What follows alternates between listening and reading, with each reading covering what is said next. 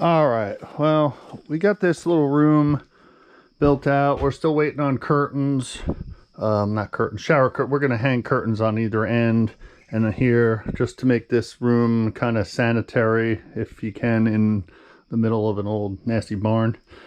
But got the engine crane out, and we are gonna attempt, well, we'll do it, to get this block. I think this is the right block. Should be a standard bore block, 1971 block. That was in the blue car. It was actually a really good motor. Long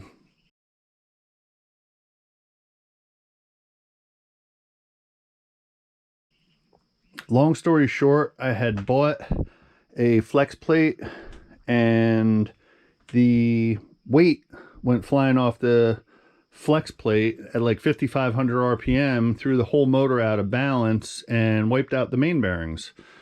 So basically what I did was I contacted the company. They actually made good on it. I had the machine work done on the block, had the crank polished, which was fine, that's standard, and I never put it back together. And that was a number of years ago. I don't remember how long ago, but we're going to take that block. Hopefully it's not too crusty and rusty, and then we will put it on this engine crane. Probably have to rehone it. We'll clean it, and then hopefully, peeking at this crank, it doesn't look too bad, but it's hard to tell. That's been wrapped up and taped up and sprayed for many years. I believe that crank is standard also. It might be 1010. I think it's standard. I don't remember. I'm gonna have to measure it. And then we have heads somewhere. We'll have to dig them out. But like I said, I mean, we have enough stuff here to definitely put a motor together for sure. So we're gonna try to get all this stuff together, build a nice little mild 455 for the convertible, and what we'll do is we'll pluck this motor and trans out. I'm gonna have a buddy freshen up a Turbo 400 for me, pull this out, detail all this, paint it, put the new motor in, which I don't like to do before painting, but since I'm going to be involved in the painting, even if I don't actually spray it, which I might, but I'll be involved in it, so I'm going to make a cover to cover the whole inside, so when the outside of the car is painted, we don't get overspray everywhere. So all right, well, that's the plan. Let me see what we can do here. We got another project going on with a friend's camper, and we'll see what happens. Let's get rolling here. All right, we dug this block out of the storage area. This was hot tank and shot peened quite a number of years ago. I got to put all galley plugs back in, got to put cam bearings back in. Gonna have to just run a flat board with some sandpaper over this, just to, because it's got some surface rust. I don't think it was honed. Cylinders look good. This one cylinder has a mark in it, but I can't feel it with my nail, so that means that it'll probably hone out. I'm gonna just run the hone over it. Everything was cleaned really good on it, and this was a block that I had in the blue 71. I had done some blueprinting on it for the oil pump, and it's got main studs, some galley return work. If you see there, it's just, it cleans it, and then you deburr all that. It just helps the oil get back in to the bottom of the motor faster. It does not have restrictors in it. I must have pulled them out, so I don't know. I have to look. I'm pretty sure that these are the heads, because they have the screw and studs in them, and the center exhaust was welded up. EGR bumps was ground out of them. Like I said, I did this motor 25 years ago, I guess. It was just for a street driven car, and the blue car I drove, Denise commuted with it on the turnpike for 2 years, and then when I ended up getting it kind of back from her, I put a cam intake and headers on it, and I raced that track. I think the fastest it went was 1294 or something. It was high 12s that it went, but it was consistent with like 1320s, 1340s. It was a fun car. Had 342 gears in it and a turbo 400. But I'm pretty sure this is all. I see that I have another block here all wrapped up, and I have another one back there and another crankshaft. So I really need to investigate what blocks are what, because like I said, I'm not 100% sure. That crank that I pulled out of there looks really good. I think it's standard. I have a crap load of bearings. I got a bunch of stuff, but I think I have cam bearings. I still have my cam bearing tool back there. So let me dig out some more. One thing I did notice with these heads is the exhaust valves are sunk in pretty good. So I don't know what I'm gonna do. We'll see. Let's find some more stuff. I know I have a ton of parts, and I just gotta keep digging through stuff and find stuff. All right, we'll pick you up. I'm gonna probably clean this real good, run a brush through it, run a hone over it, and do all the flat surfaces, and then get it on the stand, and then we'll show you from there what I think we're gonna use this one. Pretty sure. All right. Just wanted to pick the camera back up real quick and show you how the addiction is real. All you cars guys out there, let me know in the comments if you keep old stuff for years and years and years. Got to be 30 years, 35 years actually. I was 16 when I built my first 455, so I just have pistons and rods and pistons and rods and pistons and rods and pistons and rods and blocks. There's engine blocks back there. There's two back there. There's two over in the other area. All kinds of pulleys and everything over there. And of course, you still can't find what you're looking for, but thought I had everything labeled, but I don't know. I think these are the pistons and rods I'm using. They're 2778s. That's 10 and a, well, it's supposed to be 10 and a quarter one with 70 cc heads, but my heads are like 80 cc, so they're probably, you might get 9 to 1 out of, which would be good for pump gas, but I don't know. Like I said, let me know in the comments below if all you car guys keep all this stuff for years. And like I said, it's an addiction, and I can't throw the stuff out because you can't get it anymore. They don't make this stuff anymore. Haven't since 1976 is when they stopped making 455s. So, all right, let me keep digging and see if I find the right stuff. I think I showed you before the block, but I don't know if that's the block I'm using. I might be using the other block, so we'll see. We'll show you. All right, so we've gathered up most of our parts: oil pumps, bearings, rings, pistons, rods, push rods, all that. Got to clean some stuff up. Crankshaft, I got to clean that and polish that. And we're going to use the block that was in the blue car. I did put cam bearings in that last when it was apart. Got to put the plugs back in after I wash it out, run a hone through it. But this block's not quite as good as the other one was or is, but I'm going to save that one more for a performance build. Unfortunately, these heads that were on the blue car, the valves are way too sunk in. I don't know if you can see that or not, but they're really sunk in. So that tells me the seats are pounded out of it. I had these G heads. They don't really have any port work done to them. Not that these have a lot, but they have a little bit. So I think I'm going to use these. These were redone many years ago, but the valves and everything are all sit level. They got to be cleaned up, of course. I built this little vault to hold all my engine parts. Well, not all of them, but we got 2 crankshafts, a block, 5 sets of heads in there, and we're going to take the rest of I already stripped the one head out because I'm going to need a few. I'm going to need the screw-in studs. I might need a couple keepers or something. So we're going to strip this head down. We'll show you that real quick. I'm not going to make a whole long video of it, but I will show you how it's done. All right, so we already took the screw-in studs and guide plates out. That's them. Now we're going to remove the other valves out of this head. Should be a quick process. The other one took about 5 minutes.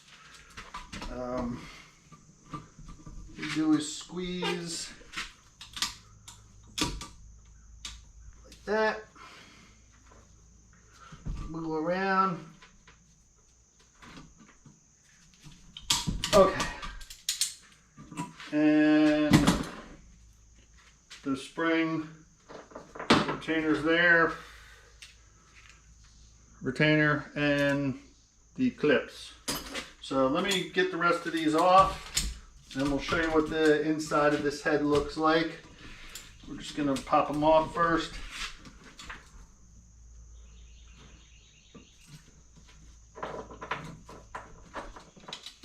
Okay.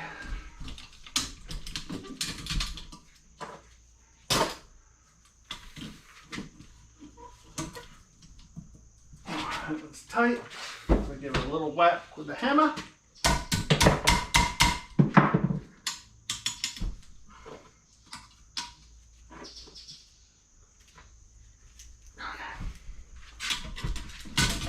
Sometimes you can grab the retainers, sometimes you can't.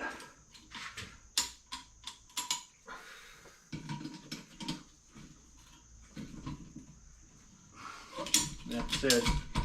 Dropped them that time. No big deal.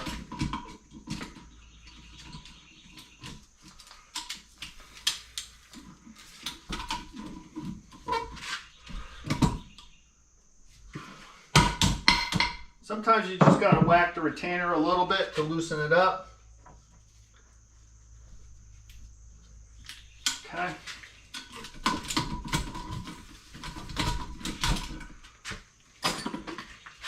Once you get this set up, it's easy to use.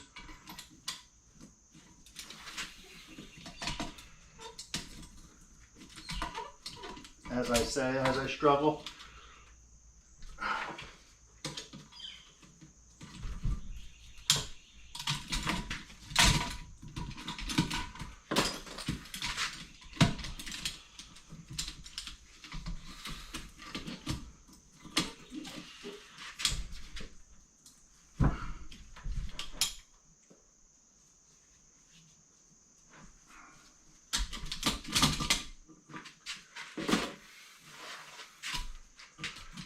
And one more.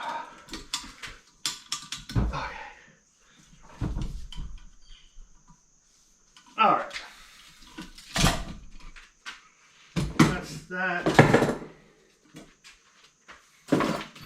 Grab all of the retainers. We are done with this. Put this back on the wall.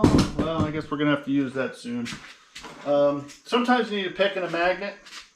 Didn't really need that. Look at those valves. Now this was a kind of a daily driver for quite a while, but it tells you the buildup from the crappy fuel. And like I said, that's see, it should be more of a hollow sound, like a bing bing, not a hear that and hear that. Now that one's not bad. So here, listen. Big difference. That's because the seat is pounded out and it's not sealing properly. So, but oh, that one's a little tight. Definitely some buildup on the valves, but it's not worth messing with these heads for the cost than it would to rebuild them. I was looking into getting just new heads. I saw Edelbrock's on sale for 1,100 bucks, and Speedmasters are 1,200. And I'm like, oh, Edelbrock's are what Speedmasters goes after. You know, they're just a Chinese knockoff. And turns out the Edelbrock's, that's for one. So it's $2,200. But this is the shim that goes under the valve spring. Some of them come right out, some of them don't. Okay, so I just take a pick, and don't know if I'll have to use them on the next head, but like I said, this head is stripped out. Like I said, there was a little bit of port work done to this. The center divider was welded up, which is a big thing on Oldsmobiles. If you notice there, it's flush. On these heads, it's recessed. Don't know if you can see that. So we will weld that in. That helps for scavenging on the exhaust. And we ground out the EGR bump on these. We didn't do a great job, but we ground out a lot of them. They're all in the early 70s, late 60s. They were already in the works for doing air injection, solution to pollution dilution, you know. So you dump air in here, and at the tailpipe it's cleaner. It makes no sense. And all it did was just make so much turbulence in the exhaust port. So that's why in the 70s, the compression and everything, all that went down after 71, 72. And cars got a lot slower because they had a lot less horsepower. But these were the last years. This is 71. They still had decent power. They were rating them net instead of gross. So they were still around the same power range. 72, they went down, and then 73, everything got bad. So, all right, just wanted to give you a little tutorial. Denise will tell you what the word is. On just how to take the heads apart. Like I said, very simple, very quick. And we'll take those heads apart, the other heads at some point, and we'll go from there. But we're probably going to build our bottom end first. So, all right, we will see you when we get everything cleaned up and get ready to build the bottom end. I'm going to put this head in that vault and close it up. All right, well, that's a struggle. That block is, I don't know, 200 pounds, 150 pounds. What I did was I put the block on the hand cart, took two 2x4s, made a ramp, 8-foot 2x4s, drug it up there, got it on here, and now it should go, within a little bit, it should go right in there. So, like I said, you can do things by yourself if you just think about it, how to do it. All right, we're going to wash this block out. It was hot tanked. Then I put the cam bearings in, and then it was coated with Cosmoline, I believe. But what we're going to do is we're going to wash it out real good. Then we'll set it back on here. We got to put the plugs back in the galleys. And then once it's washed out, we will hone it and then wash it again. And then that'll be it. We will start assembling after we do a few other little things. But all right, just wanted to show you the struggle's real. All right, so we're gonna clean up this block some. I already did some. Took some 180 on a flat board, go over the whole head surface.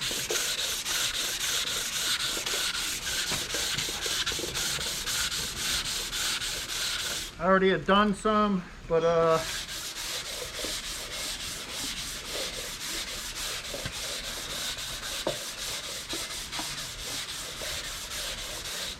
you know, it's just like doing body work. You don't do just in one direction, you do all directions. So now we're gonna do a little deburring on the block and clean up some water passages, oil returns. So hang tight, it's gonna get a little loud.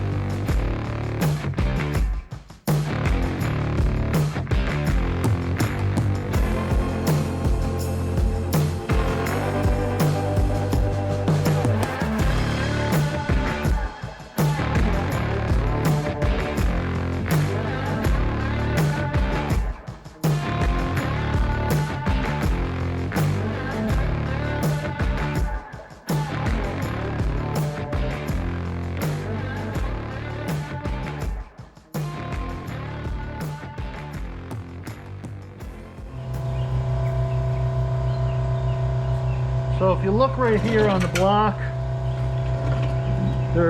that's where the oil comes down and returns there. You want to clean that up, and you want to break the edges on in the lifter valley, which were already done on the last rebuild.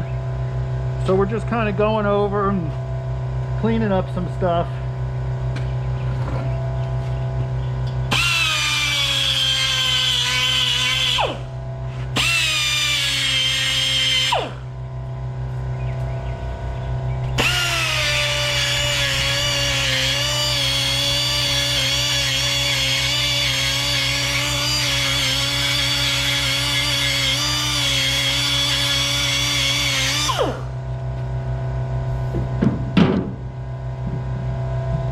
So if you look right here in the lifter valley, these are like broken out from the factory, so they're very jagged.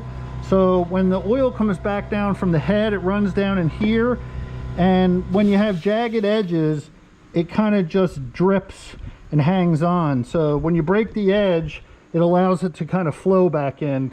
The whole thing with these motors is getting the oil back into the pan as fast as possible. So this motor, like I said, is just a street motor. It's nothing fancy, but you still do some different returns to it. Under here, probably won't do much. I will put the main caps back on and just barely hone this just to clean that surface. Let me take this mask off here. Whew, okay. And like I said, the oil returns are the important thing. So, but like I said, I always break the edges on all of the corners, nothing sharp. And like I said, it helps with oil return. So I'm going to do a little bit more on this. I'm not going to bore you with this because it is loud and annoying. But just wanted to show you what it takes. It is considered blueprinting, but it's not extensive, you know. We're just doing a little bit, so just cleaning it up. Like I said, we want to get the oil back in the pan. That's the important thing. Alrighty, we will pick you up when we run the hone through this. Yeah, I think that's enough for today. Sun is shining, it's a beautiful day. Time to take that out. Let's do it. Let's get out of here. Enjoy this nice weather.